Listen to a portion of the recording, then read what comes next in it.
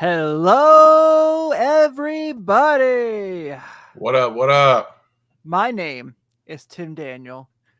His name is Ben Brown, and welcome to another fantastic Sunday night edition of Late Night Reds here on the Riverfront, brought to you by the Blue Wire Media Network. And we are going to bring back the fun in talking Reds baseball this week, guys. We are going to Let's be get it. positive, we're going to be optimistic, we're going to be like, this rules, right? Let's Yeah. go. Let's go. We're gonna touch a little bit on the fact they only got one in this Mets series, but the Mets are like incredible right now. I think they've won 10 in a row. Like they won 9 in a row going to today. So you catch that team at a bit of bad time. But hey, before we get started, congrats! Nice buddy. W this weekend. Absolutely, man. It was I tell people all the time, like this is the first time, and I was at Boone County. It's the first time I'd beaten Ryle since like 2011. So it felt really good to finally get that one. And our kids, they were resilient. They stuck with it, and it was good, man. It was a lot of fun. I tell you what, I've been a part of high school football for the better part of 30 years, and that was a top 5 environment all time. Playing in a high school football game. I mean, it was incredible. I mean, there were people all over. The fans were into it. The student sections were both live. Like it was incredible. So, shout out to our kids for just being resilient and playing it all the way to the end. And it was a fun game. Dude, so I think people, let me look up the account. I shared it on my Instagram story. There's a picture of the pic Isaac had. It's from WD Fletcher _photography. And I'm just going to pull this up real quick. And I don't have it to where I can show it on the screen. But this picture of Isaac's interception is just like phenomenal. Oh, yeah. Like, that's unbelievable. I know you can't really get a great shot of it from my phone. But yeah, WD Fletcher _photography has a pic of Isaac's interception from Friday night, and it looks like something like Darrelle Revis used to do in the picture. Yeah, like, man. He got like a nice angle of that. So yeah, he did. It was pretty cool, man. We have a ton of shout out to all the people that come and shoot our games. I mean, we've got a ton of just really good photographers and people that invest in our kids and in high school sports, man. And it's just really cool that those people come out and do that, and they spend their time and their money and their energy shooting our kids, man. And like I said, when I get on social media stuff, I always try to give them praise because I know how important that is for sure for them and the time that they take to come and shoot our kids, man. It's really cool. So I was very, very pleased. Yeah, absolutely. Also, got to point out real quick. Notice the threads today. Oh yeah. Yeah. Oh yeah. Yeah. I like that. Yeah, man. Grace made this for me. Get out of here. Yeah, so for those who live in the area, Kenton County Public Library has the Erlanger branch has that thing where they can do like everything. They have a 3D printer, they have embroidery, they have t-shirt press, they have, you name it, they can do it for you there. And so she's been doing all the trainings there, and she goes, why don't I just make you a couple shirts you can wear for the show? And then I was like, all right, cool, let's do it. So yeah, she made me this one. She made a black one. So I told her I got to get you a couple as well. Yeah, gosh, yeah, man, those are sick. Yeah, so if anyone wants one, shoot me a message on whatever socials, and I'm sure we'll get you squared away. Dude, your wife has many talents. She's incredible. It's ridiculous. Yeah, it's ridiculous. She is awesome. She learns all this stuff on top of being a mom, which is like nuts. Yeah. So yeah. Shout out Grace, dude. Yeah, that's legit. That's yeah, awesome. It turned out awesome. Like she made one that like I was like it didn't fully like press, and she was like, yeah, she's like it was pretty cheap. So yeah, Sydney says finally someone else with a pod tee. That's right. Sydney has the only Late Night Reds t-shirt I've ever purchased. It's a legit true story. If anyone does want a Late Night Reds tee, they are at riverfrontcincy.com. So how about that? So let's go ahead and let's talk about it. So Friday, you lose 6-4 to the Mets. I think that realistically, you kind of knew what the season was at this point. Obviously, no one here is showing you anything that's shocking. Yeah. But Right. Brandon Williamson in a bullpen day doesn't start the game, but gets the bulk of the innings. Looks really, really good for 4 2/3. Obviously, for obvious reasons, I know you did not get to watch the game, so that's all right. And so this is, I don't know if this is me educating you, if you caught the box score, but he looked good. Yeah. I went back through and I did see some of the box score stuff, and actually, funny enough, when I got home, the replay was on, so I was kind of watching a little bit Oh, there okay. before I crashed out. But yeah, he looked solid, man. He looked solid. Yeah, and then Saturday they lose 4-0, but it certainly was not. And I have to make sure I get this right. I'm still getting used to him being on the team. I believe it actually is pronounced, and someone can correct me, Jakob Eunice, I not was going to say I Jacob. thought it was Jakob Eunice. Jakob Eunice, but 5 really solid innings, was really, really good. Baseball Reference has him as Baseball Reference says he was pronunciation on there. What the H, guys? No, Really? they have his last name, which is like super easy. So it's Junis. Okay, so I actually was wrong. It's Jakob Junis. Okay. But anyway, 5 really good innings. It's been a really nice piece from that Frankie Montas trade. Yeah. And then today, I mean, they're down 1-0. And did you see the Ellie play? He made another one of those insane, like at shortstop, runs it down in left field catches. Yeah, like, dude. Yeah, it's just freakish stuff. Yeah, just absolutely freakish stuff. Noelvin Marte hits a solo shot to tie the game up, and then Santiago Espinal brings it home with the 2-runner in the 9th. Julian Aguilar went pretty good, 4 2/3 today. 2 strikeouts, 2 hits, and Alexis Diaz nails the door down. Yeah. And so good day all around for the Redlegs. And so obviously wanted to make sure we touched on that before we get to the other fun stuff.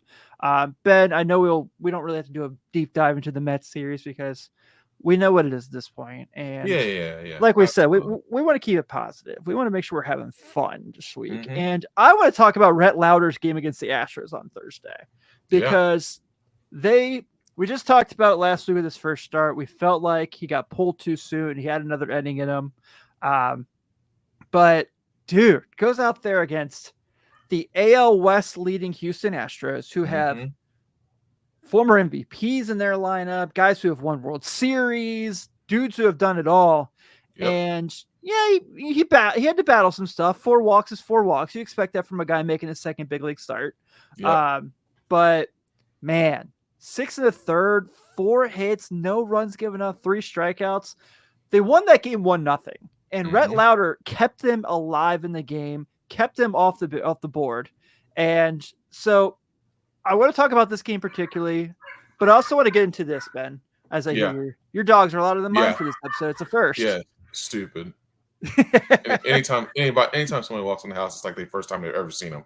I know. My dogs do the same thing. I'm like, come on. Like, bro, like we walk in and out of this house 50 times a day, and every time we get the same reaction. I'm like, what are you barking at? Like, we're the same people you just saw. Buddy, I get it. I totally get it. I'm with you. My dogs are insane. Yeah, it's just wild. So obviously Lowder, like I kind of said last week, you saw why he was taken when he was taken, but this game was for sure like holy moly, and this is his second start. And I was just trying to think about, we do this thing all the time where we just kind of rip on everything and this is terrible and this sucks. And obviously it's not been a fun year, but I got to thinking and I was sitting down, and I know no one's going to disagree with my comment here, but the Reds are at this point now for the future as their rotation. And I do want them to go get another starter in the offseason. I really do, to go with the guys. But if Hunter Green hits his apex, which we saw like glimpses of it this year, if Nick Lodolo hits his apex, and then you add Rhett Lowder to that and potentially Chase Burns, that is redundant. That's okay. I'm not gonna say it's Glavin, Smoltz, Maddox-esque, because that's not fair to compare anybody to that. No, because that's incredible. But that is, could you say Pettit, Clemens era Yankees? Yeah. Solid? Yeah. I mean, those 4 right there, and you didn't even mention Lodolo. I mean, so yeah. I mean, you know, if those guys come in and are as solid as they've shown, you're setting yourself up to have quite the rotation here in the next 3 to 5 years of just dominating pitching. The thing that most impressed me about Lowder, and honestly, truly, um, the walks don't bother me. Yeah. I'm not too concerned about that. The thing that impressed me the most is that I really enjoyed the fact that he attacked hitters. Mm-hmm. Like he didn't run. He didn't run from their lineup. Like Yeah, he that wasn't scared of lineup Jose is Altuve. yeah, Yeah. yeah, yeah. Like that lineup is a pretty potent lineup. I mean, and that team has a lot of experience, a lot of depth. They are World Series contenders. And he attacked that lineup. He was constantly in the zone. He was making good pitches. He was doing things that you usually see veteran pitchers do. And he was doing that out of his second start. He also they got him up to, what's that, 82 pitches? Yeah.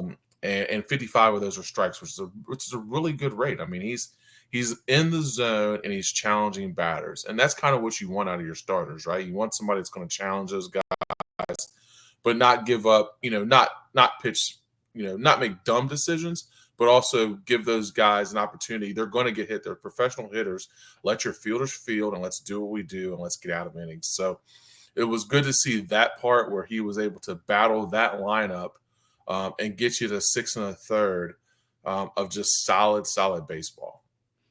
Yeah, absolutely, man. I think that too with him, what really jumps out to me is, and this is probably from obviously pitching high level college baseball. Mm-hmm. When you look at Hunter, where Hunter was at this point, and I think Hunter's certainly a better pitcher. I'm not trying to say anything there, and that's not an insult by any stretch of Rhett Lowder, but he's more poised than Hunter was at this point. And what I mean by that is the sense that if he has a questionable call, you don't see it. Like, remember Hunter used to kind of like have a situation where like if a pitch got away from him, it kind of got him down, and then he was if like there's a questionable call and the umpire gives a ball, he just takes the ball, takes a breath, and goes right back at it. And Hunter's gotten to that point for sure. Hunter, but for sure. Where Lowder's at now, I think you could certainly make it. And obviously, there's an age difference too, from then and now. But I think Lowder's definitely kind of probably better in that circumstance. Doesn't throw as hard, obviously, but able to kind of control the strike zone better. But yeah, man, like you said, the fact that he just attacked, he wasn't afraid of Yordan Alvarez being in the box. He wasn't afraid of Jose Altuve being in the box. He just kind of did his thing, moved through it, and got going. And I loved it, man. I think that, and Carrie talked about this earlier before we went live. I always love that Carrie leaves us some comments before the show starts. Talks about Hunter coming back for some short inning stuff at this point. Love it. Brett Lowder's doing great. Brandon Williamson, Junis, as we just learned from Baseball Reference pronunciations. I think that the Reds' depth is making it really interesting for the Saints of. I just did this lately on. I filled in for the Riverfront Red show on Friday this week, which we did a really fun all 1980s Cincinnati Reds draft. I definitely lost, but I had the best pitching of anybody. I'm just going to go and make sure I put it out there. Mario Soto and John Franco is really hard to beat. Just going to go and say that. You're going to say, you're not beating that. Yeah. But I think that what really kind of jumped out to me was the conversation I had of, I don't know if Graham Ashcraft or Andrew Abbott are going to be here next year, in the sense that I could see a situation where they have a Matt Latos type trade.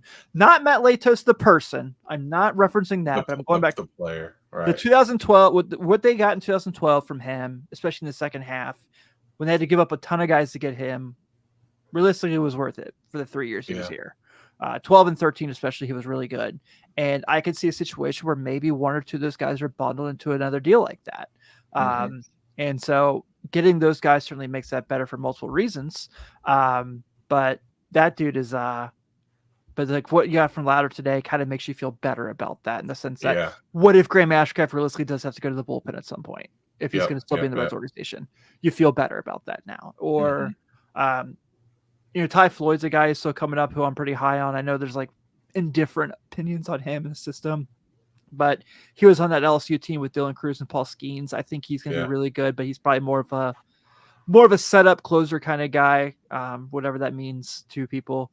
But yeah, man, I thought that was awesome. I'm so excited. He's going to get the ball. If I have my calculations correct, he's going to get the ball in the first Cardinals game. And that's going to be really good. Yeah, City mentioned. I didn't even talk about Chase Petty. So Chase Petty, he's been awesome. He's been super good the last couple months in Chattanooga. I guess he's just getting the call up to Louisville to be part of the playoff series. Their playoff chase. Yeah, I like that. I like that. Give him as much experience as possible in big time situations. That's sure. I like that. I just forgot to mention this, but shout out both A-ball teams, the Daytona Tortugas and the Dayton Dragons, both going to the playoffs for their leagues. Oh yeah. Do your things, boys. Get your titles. That's awesome. Yeah, so I am super stoked for that. Tom Nichols of the Dayton Dragons, he's the director of media guys. He was on the original rendition of Late Night Reds, and he got to call the out that they got to make the playoffs, and he's been a part of the Dragons he saw Joey Votto as a 20-year-old, so he's been around there a long time. So getting to see him have that moment was really, really cool, and I really hope those guys can go get a W. And if you've been to that ballpark, it's such a cool stadium, and the fans really care. You obviously know about the sellout streak. So sorry, got us off track a little bit. Want to make sure I gave some love to the Dragons and the Tortugas. So Ben, this week is all about just discussing of guys we could see having roles for this team for 25 and beyond. This is what it was about. And so Rhett Lowder, we know, has a role in the Reds for the future. So I wanted to bring a couple guys in that maybe have more of a role than we thought they would as we go on. And one of those names I really wanted to discuss is Tony Santiago. And so I want to make mention of this real quick before we get to this. So for those who are watching on the YouTube, I have Santiago's numbers for the season so far. 21 outings, 2-2, 2.35 ERA, 0.91 WHIP, 37 strikeouts, 8 walks, 23 innings pitched, which is really impressive. Here's the more impressive part about it. He was called back up to the big league roster on July 13th. So he has thrown the ball a lot since he had to come back up. Was a starter in a bullpen day, but mostly pitched out of the bullpen. And for him, he's a guy who's really had a lot of up and down. I mean, he was part of a team, he's been up with the big league roster and had success. He's been designated for assignment and cleared waivers to where no other big league team wanted him to bring him into their system. And the Reds got him back, which really ended up being a blessing, obviously. But as a guy that I don't know if I want to say figured it out, but you can definitely see he's more confident and he feels more comfortable when it's his turn to come out of the gate and take the mound. And I almost wonder, we had this conversation last week about how many guys currently on the major league roster do you trust to be on the 2025 team? Right. And I don't know if I'm penciling him in, but if he breaks next year as part of the major league bullpen, I feel okay about it. I'm starting to feel I think he's earned the right to have that conversation.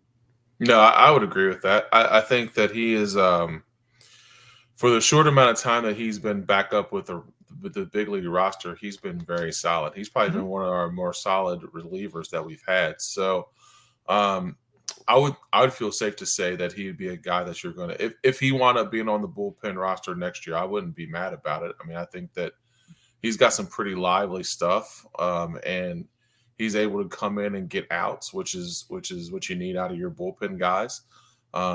So I wouldn't be mad about it for sure. I think that he would do a great job. Yeah. So if you look at his Baseball Savant page, he obviously doesn't qualify for the percentiles, right? But where his numbers are is a lot of red. Expected ERA is 1.93. Expected opponent batting average is 161. His fastball velocity is in 97 percentile. Whiff percentage in the 31.5 percentile. Strikeout rate in the 40.2 percentile. Barrel only 4.4%. So he's not getting up a lot of hard hits. Sydney says right here, he's been their best reliever since coming up, and there's no denying that. I think he's been awesome.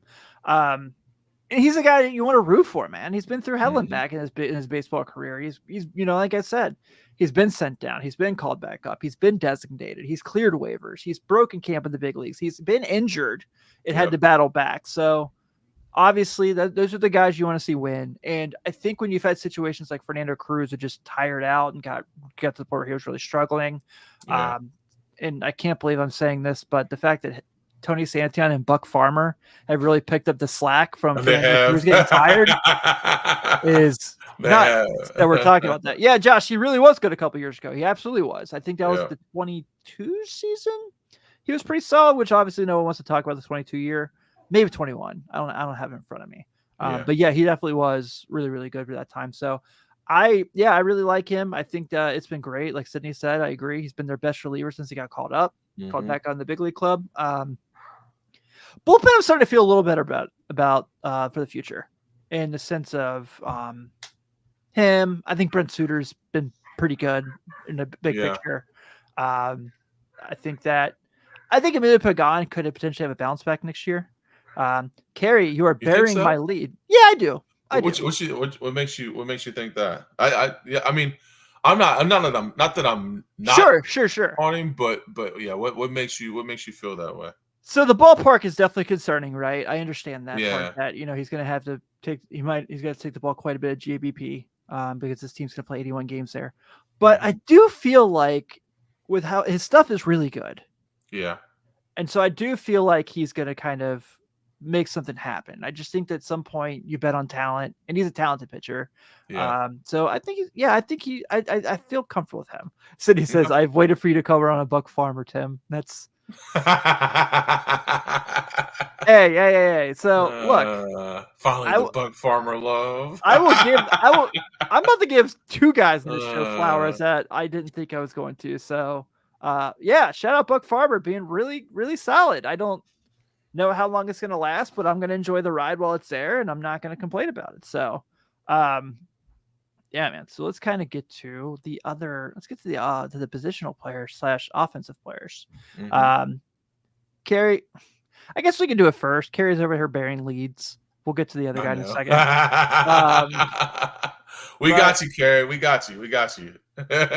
Santiago Espinal. I really the comment I made. Damn it. Okay, I have to back up like 4 times and make sure I make my joke that I was going to make about Rhett Lowder against the Astros because it's not funny anymore. But I have to get it off because I'm a dad and I have to make crappy jokes.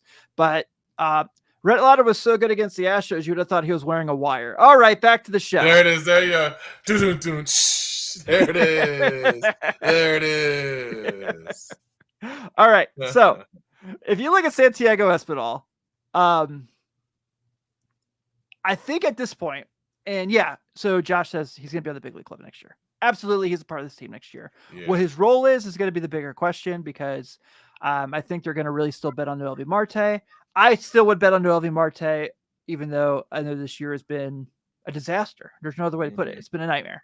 But when a guy like Santiago Espinal, who can play a good infield, who is giving opportunities to play corner outfield and makes contact and doesn't strike out, that guy is going to play. Do I wish he would walk more? For sure. Do I wish he would work a count more? Yes. But do I think he could be could he be the super utility guy the Reds have been searching for since Ryan Friel? The thing they wanted Nick Senzel to be, the thing they wanted, Jack Hanahan. Does anyone remember Jack Hanahan? Am I just making names up to the people at this point? No, I'm with you. No, I'm with you. But it feels like that role is made for him for the 2025 team to be the kind of, we need you to play in quarter outfield today. We need you to DH today. All right. We're going to need you to play short one day. We're going to need you to play third, maybe second here. I don't know. He's probably going to play first base at some point because everybody plays first base for the Reds one way or another. But I think he might actually be the super utility guy that they really want him to be for the future. Yeah, I think that I think we talked about this last week. I think he's earned that. He's earned the opportunity to be on this roster next year and be guy they want to steer to be. That's a good point. Yeah. But I think he's definitely earned that right with his play. He's had, having one big at bat is luck, but he's had big at bats in several games for us consistently. Yeah. So I think he's earned that right to be able to be that guy and be that utility guy that you bring up in big time situations, or you plug him in a lineup, kind of anywhere when you give a guy a day off, or you give a guy, or you have an injury. I think he doesn't make your lineup drop off as much, having him around to be a plug and play guy. So he's been absolutely better than advertised. I mean, when we were talking at the beginning of the season, we were like, he'll get some at bats, he'll do some things here or there, he'll be but dude, he's been in some of these games. I mean, he's saved us. I mean, his at bats have been just crucial. Even like today, a 2-run double to put us up, the win, to break a Mets win streak. I mean, those are things like that. In Queens. I mean, so he's done things like that kind of all year. So I would love to see him be there. I mean, I don't think he can start every day. Not saying that he's a bad player, but hopefully our lineup is healthy where he doesn't have to be that guy, but he could be a guy, like you said, who's a utility guy. You can plug in here or there when somebody needs a day off or you have an injury, and his at bat doesn't make you fall off as much having his bat in the lineup for sure. I completely agree. So Sydney says here, and this, I totally agree with this. I thought, yeah, absolutely. She said, I thought he was washed and was another Mike Ford when they got him. I did too. I mean, the fact that it was like Edwin Arroyo gets hurt and they're like, well, we got to go get, and then Matt McClain gets hurt. And it's like, well, crap, we need to go get somebody. Toronto, can you send us this guy? And that deal sounds like it felt like it broke within 10 minutes of the Matt McClain news. And you're like, all right, cool. He was an all-star a couple years ago, wasn't very good last year. And Toronto just gave him away. So maybe this isn't what we're like, maybe this isn't going to be all that good. And it's been awesome for this team. It has been. We'll just make sure I make mention of this too. So last 30 games, his slash line, 367, 415, 541, 3 homers, 17 RBI, 13 runs scored. Wow. Yeah. He's been really good. Really, really good. And that's not even talking about the fact that it's been so here's how he's played around the field.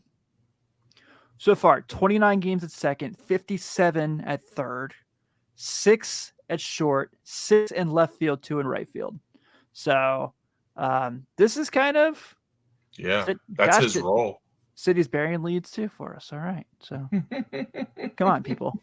You guys gotta let us have the show before you start bringing things up in the conversations. I'm kidding. Yeah, man, just been really, really, really solid. Been really happy to see. I'm excited to see what he looks like in this team. Can I make mention of something real quick? Absolutely. Before we move on. So Jonathan India leaves the game today with elbow discomfort. And the way that Gordon, the old Gordo, puts it out there, Gordo's not very good at tweeting and not making people hate him, obviously. But Gordo goes, Jonathan India leaves the game today in the 6th inning with elbow discomfort. He's been dealing with it for a while. Why the hell has he been playing then if he's been dealing with this for a while? There's nothing to play for. There's nothing going on here. What are we doing? If that's really the case, which, I don't know, granted, Gordo may stretch the truth because he's that kind of guy.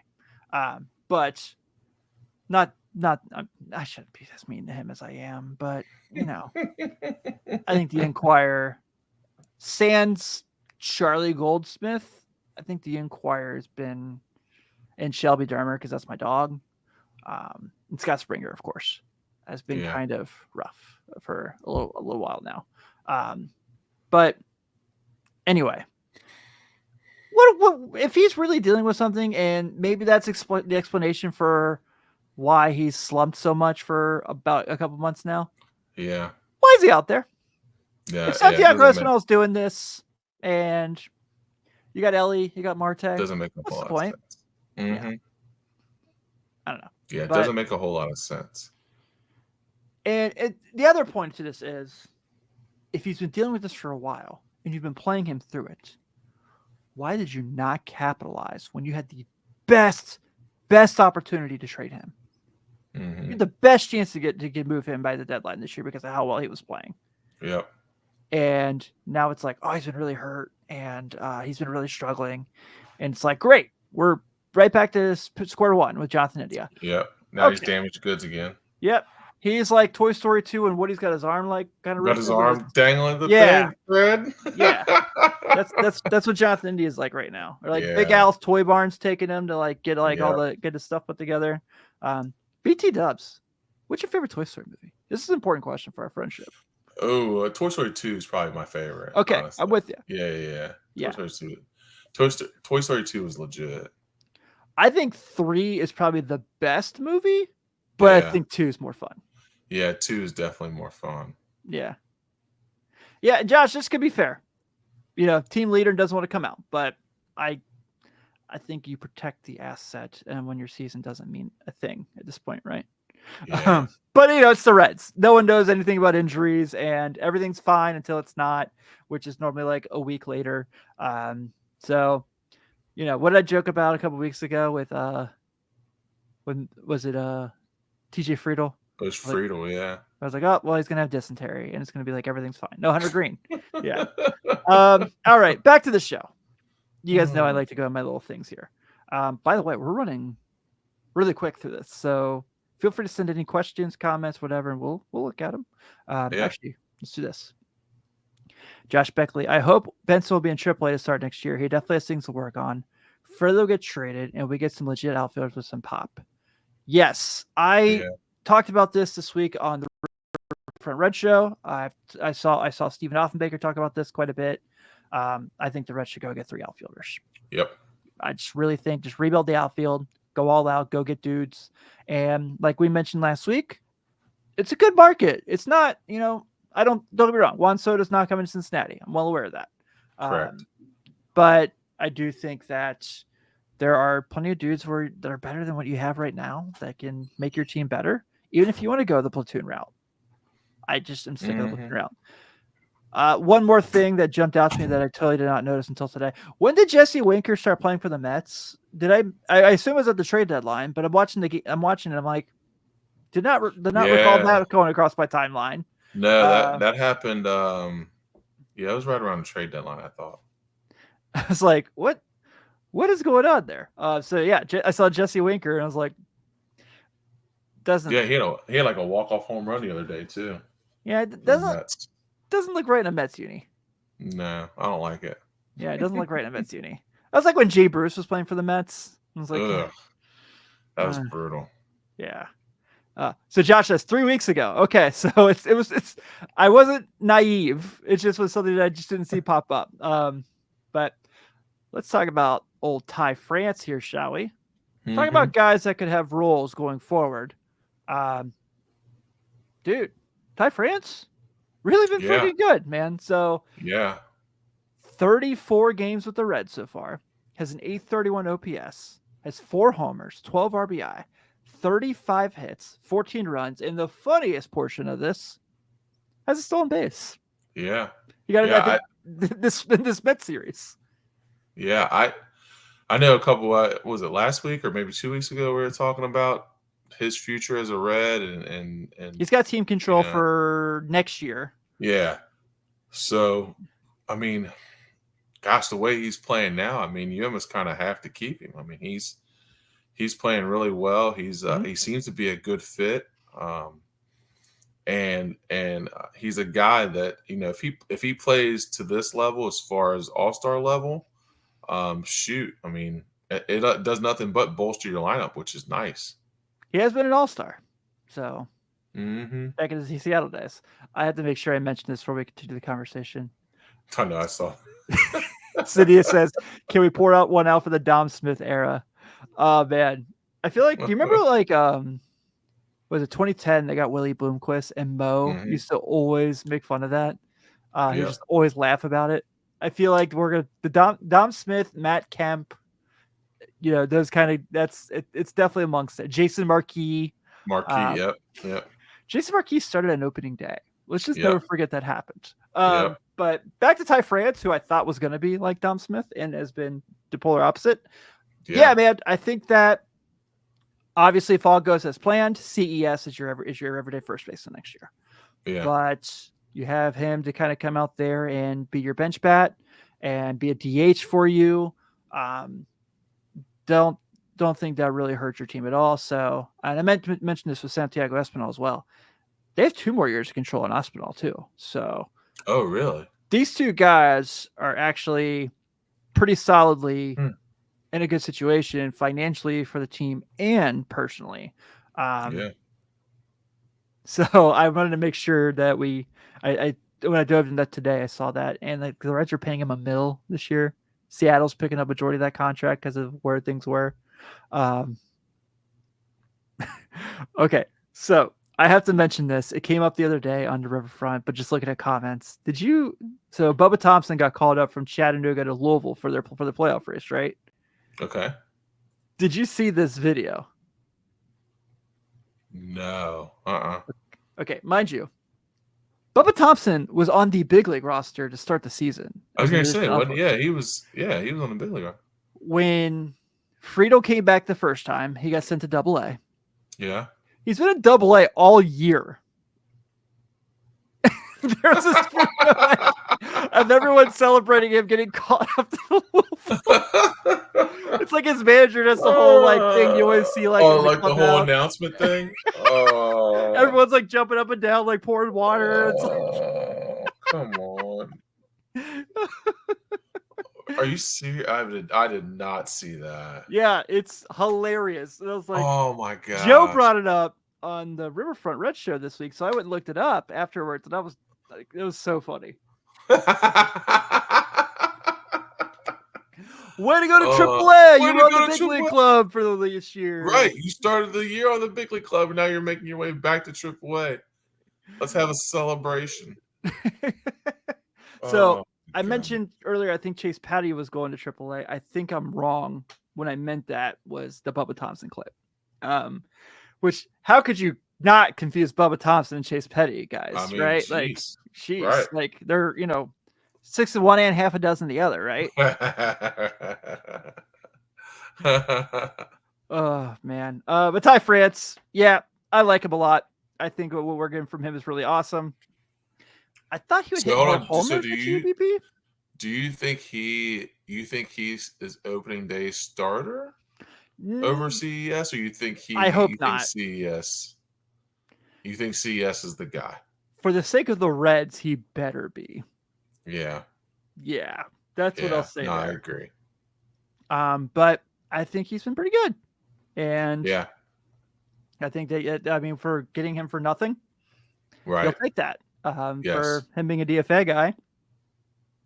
And the Reds have obviously had this really fun relationship with the Mariners for the past few years where they're like just swapping guys like 2 friends swapping baseball cards at recess. Like, let me take this one out of my binder and I'll give you this one. You give me that one. I'll put it in my binder comfortably on this page.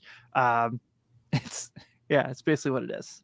But it feels like I'm comfortable with those guys being right-handed bats for this team next year. Okay. I do want to see them obviously get some left-handed bats as well to be on that bench. I've mentioned I'm sick of platoon guys. I just want dudes who can play all the time. And I don't know if that's a possibility with this front office. But I think those 2 have been really, really good. And yes, Sydney mentions Ahmed Rosario. Under the radar guy has been solid as well. Should I say under the radar? Is that incorrect of me? But, he's been okay. Like numbers haven't been very good, but for the Reds per se, but on the season, they've been pretty solid. I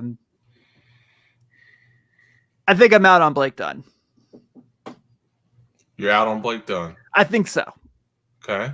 I think he's talented, and I understand he's not gotten consistent big league at bats to get comfortable. Yeah. But looking at what things look like when he's in a game, remember Josh Van Meter got really hot in the minors that year before he got called up to the big league team? I'm getting those vibes. And I understand Blake Dunn was minor league player of the year last year, as many people told us in our YouTube comments earlier this year. Yeah.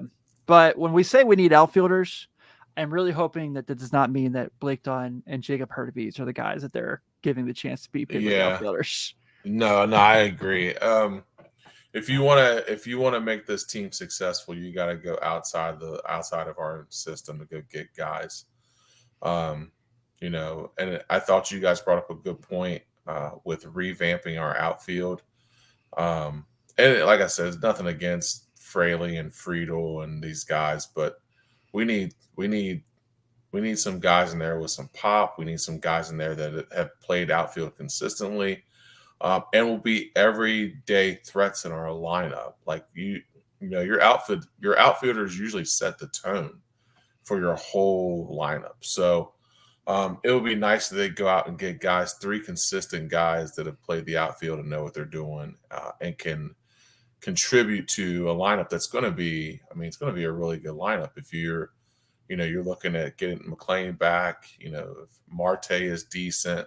You know, if CES comes back to form, Matt McLean is healthy. So I mean, you've got some core guys there that are solid. Spencer Steer. I mean, that's 5 guys right there that are already. And you didn't even mention Ellie. Yeah, and then Ellie. I mean, that's 6. So yeah, that's 6 guys. I mean, that's those guys there that you can. You just need guys around those guys to complement what you already have.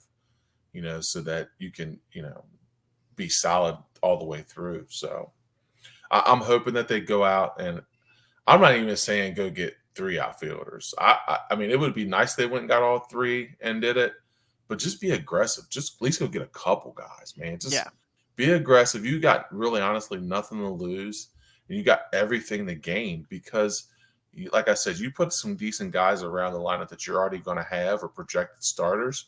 We're going to be all right. We're going to be all right. But they got to invest in that. They got to invest in it for sure.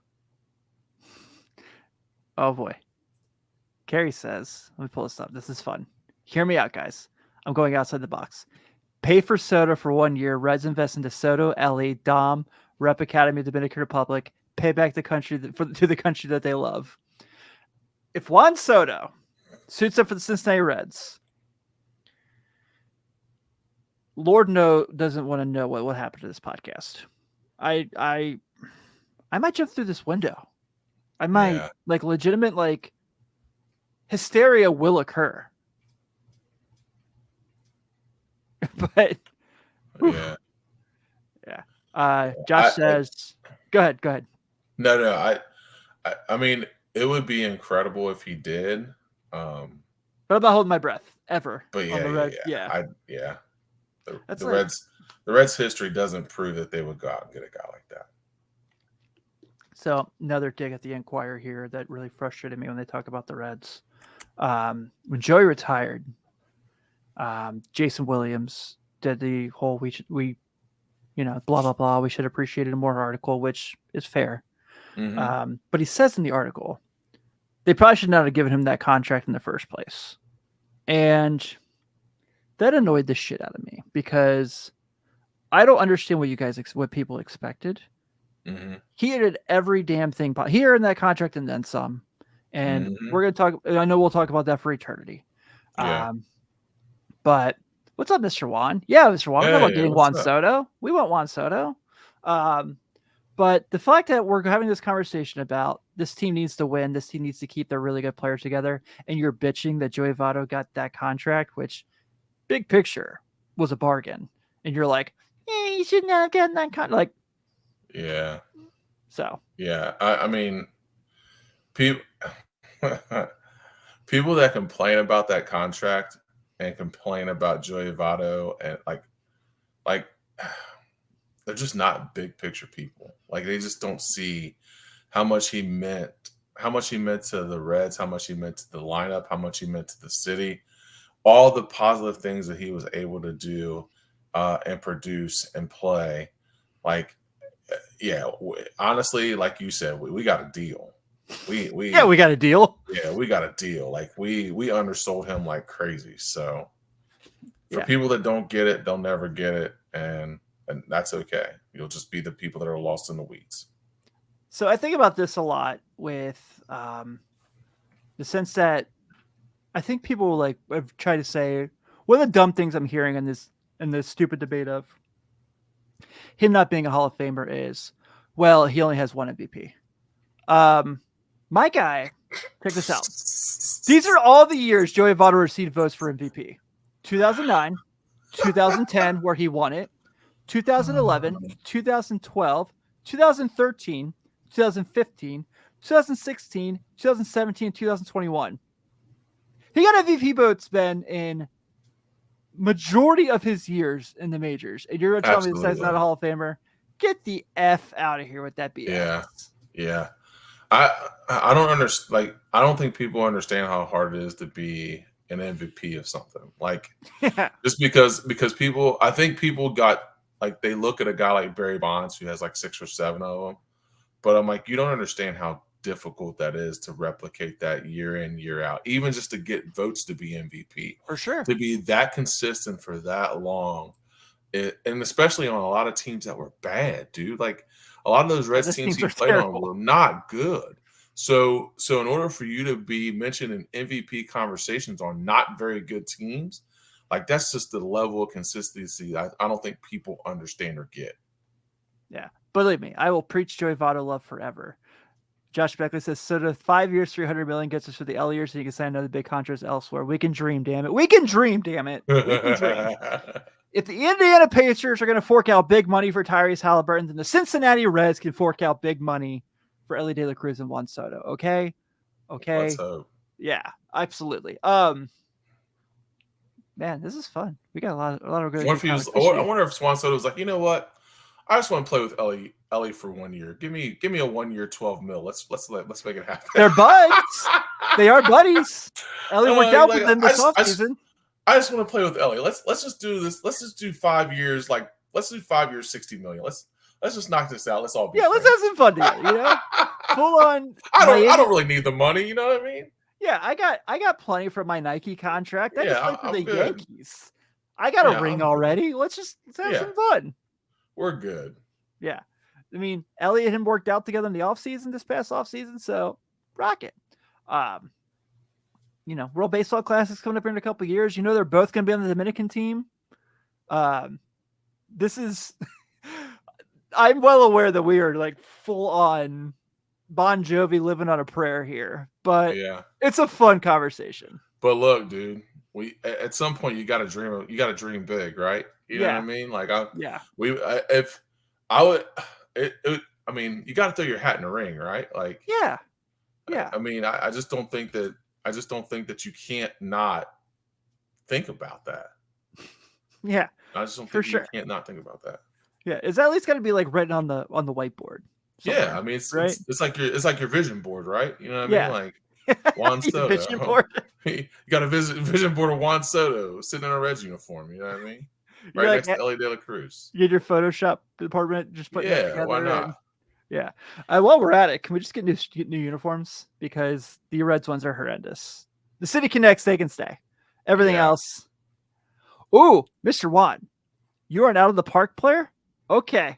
I love out of the park baseball. I haven't played in a couple years, but it is really fun. Oh, hold on. What is that? What's out of the park? So out of the park baseball is a computer game where you basically, it's not like, the show where you're like in there like playing games. You're building lineups and you simulate. Okay. And so it's pretty neat. It's like, and you can play really at any time. I remember they sent me a free code a couple years ago to try it out because I was tweeting about it with you'll laugh at this. Of all people I was tweeting about this game with, Steve Carino. Oh wow. And crazy. And all of a sudden I get an email from the developers that says, "Hey, would you like a free copy and would you review the game for us?" And I was like, sure. Yeah, so absolutely. It's a baseball management sim. Yeah. So you put a team together and you simulate to see how well they'll do. And it's kind of neat because you could do a current year or you can, and then like move forward. You can go back to the 1800s and put a lineup together. Geez. Yeah. It's pretty neat. That's pretty cool. Maybe we should get them on the show so we can get free codes again. Yeah, absolutely. That sounds pretty sick. Yeah, it's super. Yeah, and they keep up to date with stats too, which is really, really cool. All right. So my second question is, you are not a fan of the Reds uniforms. What would you do? Okay. This is a Chad Dotson conversation him and I have had via text message many of times. Yeah. And I know that this would not happen. But if I were Nike which, as we know, I am Team Nike till I die. I Yeah. will never wear a sneaker brand for anyone else. I am a Notre Dame football fan and refuse to wear Under Armour. All right, like that's where I'm at with the swoosh. If I do, I Bo Jackson it. I put the tape over the logo. Over the logo. Or like Jordan, who draped the American flag over the Reebok in the Olympics. I get it. Right. So there are two specific uniforms in Reds history that I would absolutely love to see them bring back. And one of them is the 67 home jersey, which was the pinstriped one, like really, really pretty white, the red pinstripe. Had the darker red. And it wasn't like wasn't like the 95 jerseys that we know as the ice cream cone hat. Which I do love, but it's not an attractive hat. It's not an attractive uniform. But the 67 jersey is one of my all-time favorites. And so I really love that jersey. I would bring that back for the home jersey. I'll keep City Connect as is. Yeah. And then for my road jersey, I actually would use the 95 road jerseys, the Barry Larkin MVP era jerseys for the road, because those ones are forever clean. The gray with the red pinstripe. Great. Yeah. Dude, it's, there's the classic picture of Dion when he cut his sleeves off and he was wearing that jersey. Yep. It's debatably the best red jersey of all time. It really is. It's so good looking. It always looks clean. I mean, Chris Sabo wore them and it looked cool. And later in his career, when he came back to the Reds, Eric Davis wore them when he came back to the Reds. I would bring that back in a heartbeat. I don't love. Okay, this is a very controversial conversation all the time. I don't hate the drop shadow on the hat, but I'm not in love with it. Like tomorrow, if they go, we're dropping the drop shadow, I'm not going to celebrate. I'm probably just going to go, okay. But if they said, hey, we're getting new uniforms, but we're keeping the drop shadow in the C, I'm probably going to go, all right, that's fine. I don't care either way. But the jersey wise, I want those back in a heartbeat. I know everyone loves the pullover Big Red Machine jerseys, and I love them for the sake of what they mean to the franchise. Right. Not a good looking jersey. Yeah. Really, really kind of boring. Yeah. Yeah. What about you? Did not think we'd be having this conversation, by the way, but I'm enjoying it. But I definitely like those. I like those picks for sure.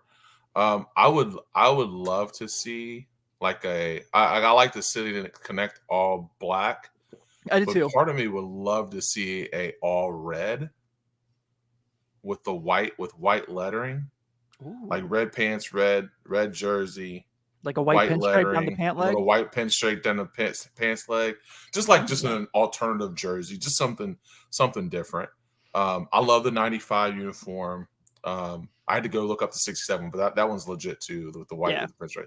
So I think you're tracking on all those. But I definitely would like to see like an all red. I think that would be legit. I always crack up when you go back and look at 67 is like when Bench and Rose came and Perez came up. Yeah. So they kind of wore those early, and then when Bench came up, they had the cream white, kind of similar. Mm-hmm. But those jerseys were wool. Yeah, dude, hot as a mug. You imagine wearing like a wool baseball uniform in July in Cincinnati? Hey, listen, it's a good thing they drank beer and beer and what cigarettes. Choice did they have? You know, I mean, what choice did they have? They wearing straight wool. That's when men were men, Tim. You know what I'm saying? You wore wool baseball uniforms. You just sweating out all the night beer from the night before. Yeah, that's how it goes. We just wear some of them days it'd be 95 degrees, 110 on the field. And they're in wool. At Crosley, just sweating. The sun beaming down on you from left field. Like, I mean, just sweat it all out. Gary says, can someone promote a Soto LA jersey? Yeah. Juan Soto comes to Cincinnati. That'll be one of my all-time favorite jersey memories is, you might remember this. Mm-hmm. So when the deal started, like the rumor started coming out that Griffey was coming to Cincinnati. Mm-hmm. And someone, I remember on the news, it might have been Cincy Shop. If it's not them, I apologize. Put up number 24 Ken Griffey Jr. jerseys on the rack real quick. On the rack, yeah. Because the deal is done. And no one knew at the point, was he going to wear 24? was Tony Perez going to let him wear 24 because he was retired, was going to wear Yeah. 30. And so I'll never forget just seeing, regardless what the number was, just seeing Griffey Jr. in the back of a Reds uniform. It was like, oh, that's kind of nuts. My favorite memory of all time, I've told this quite a bit on the show, is I was in the 4th grade when the trade happened. And this was when I lived in Bellevue. So where we lived in Bellevue was right around the corner from elementary school. And my gym teacher, you might know him, Sean Lehman. I know the name. Yeah. So he's like, hey, Tim, did you see the Reds trade for Ken Griffey Jr.? And I'm 10 years old. I'm like, what? Dude, I probably ran, I wouldn't say Deion Sanders, but I might have been Darryl Green running to my house. Holy cow. Flipped on Sports Center. And this was back in the day when they had the big screens behind the anchor where it had the picture of the guy. And I just see the picture of Griffey in a Reds hat. And I was like, yeah. You know what I mean? Just insane. Like as a 10-year-old, like crying, like, I can't believe it really happened. Yeah. Especially because the 99 team was so awesome. I want to do my dream podcast series is to just do a full 5-episode breakdown of the Griffey trade and what it really meant to Cincinnati. I don't want to get into his career. No, but just the logistics of him being a hometown kid. Yeah. What it meant to that roster going into that year. Yeah, dude. Yeah. That's like my dream podcast to do. Yeah, because I mean, I think people that were alive during that era, they understand that. You know what I mean? They get it. Because he was a hometown kid. I mean, Moeller graduate, Midland. He was just homegrown talent. And honestly, the Reds hadn't had anybody that big in a long time. Yeah. So for him to want to come back to Cincinnati and his hometown team and play, when you already had like a Barry Larkin, you already had guys here that were on that roster and built around Ken Griffey Jr., who was, I'm going to say it, the best player in baseball. I mean, that wants to be a Red. You're like, geez, Pete's like, I mean, it was insane. It was insane when it broke down. When it broke, and it was insane seeing him put that Reds jersey on for the first time. You're like, geez, Pete's like the best player in baseball plays for the Cincinnati Reds. Yeah, it was just it was insane.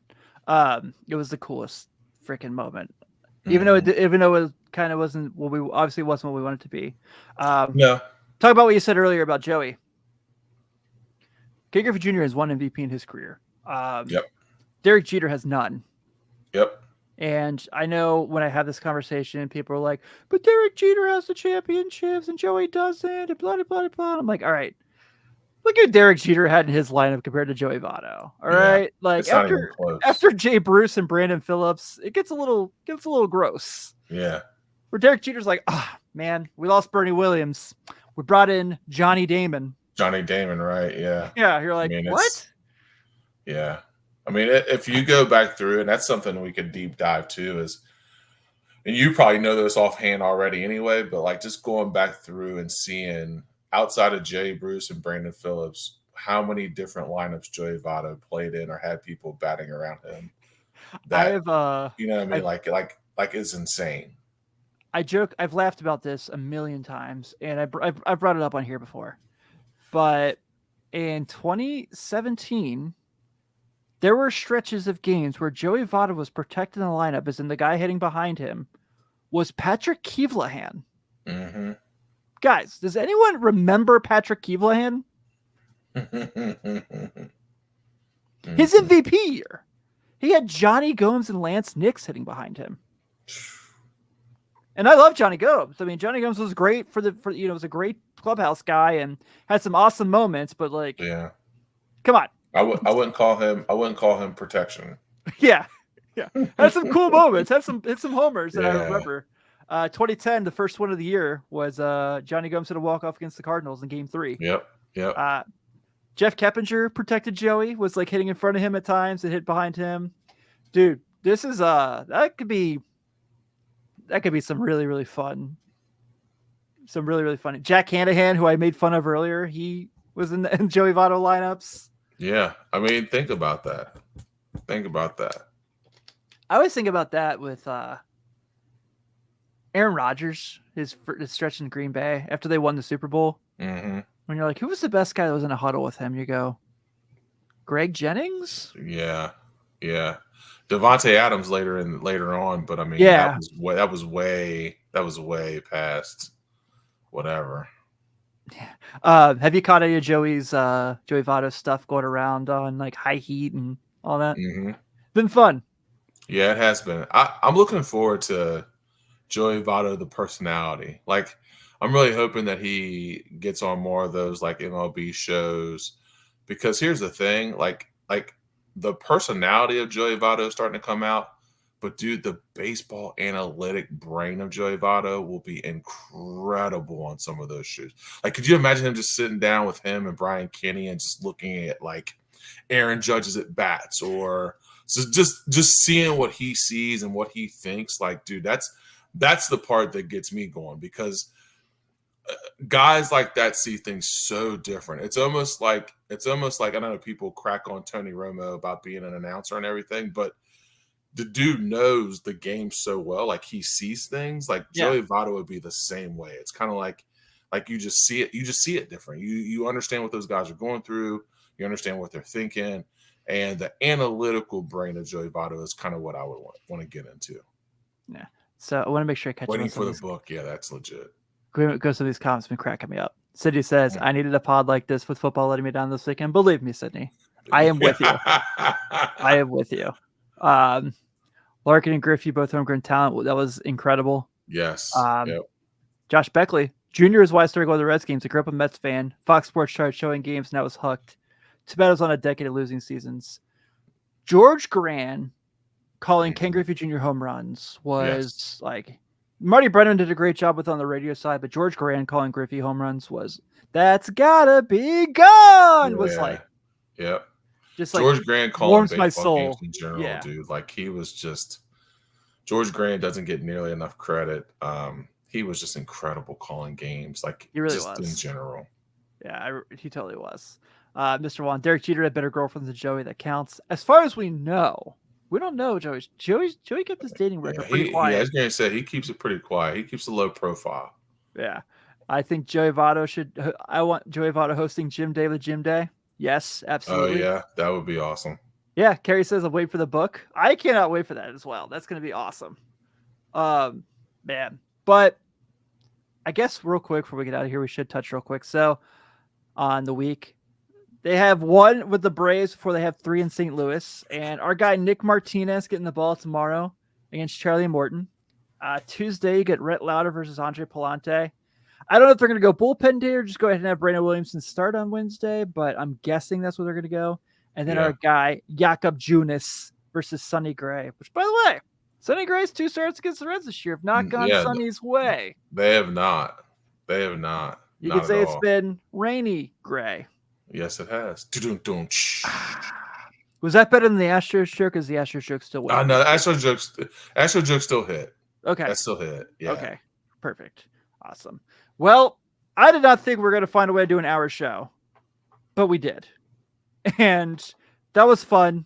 This was a really, really, really great conversation between jerseys and Joey and Griffey. But at some point, we probably got to go to bed so our wives aren't mad at us.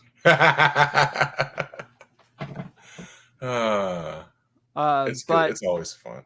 This was awesome, and it's been a fun show. So thank you all as always for hanging out and chiming in about Juan Soto coming to the Reds. It was a great conversation. Hey, start the hashtags now.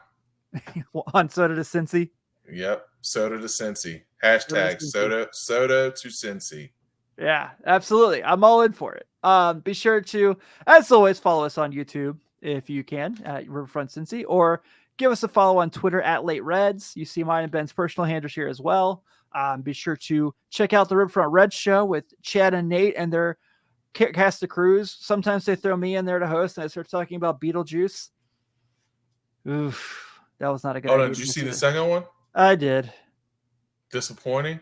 Yeah. Oh, man. Too much going on. That's why I don't like remaking movies like that. Like the original Beetlejuice is such a classic, dude. Like it's hard to replicate that because it was just different for its time. Yeah. Like it was so cool, and the concept was so original. And Tim Burton does a really good job. Like, I just didn't like even when they talk about Beetlejuice 2, I was like, like it's hard to replicate that kind of classic. Yeah, I wanted to love it. I really Yeah, did. you do. You would want But to. I just couldn't. But Yeah, there were people in the theater that did enjoy it. It just wasn't me. gotcha. Yeah. But so yeah, but we did the all 80s Reds draft. Make sure you check that out. Mario Soto and John Franco are gonna make sure that whoever he has them in the order, they're not getting hits anyway. So Nope. but that's that. Everyone have a good week. Hopefully we're talking about another fun Reds week, or we can put some more of these crazy conversations together. So see you all then. Have a good one, and we'll talk soon. See ya.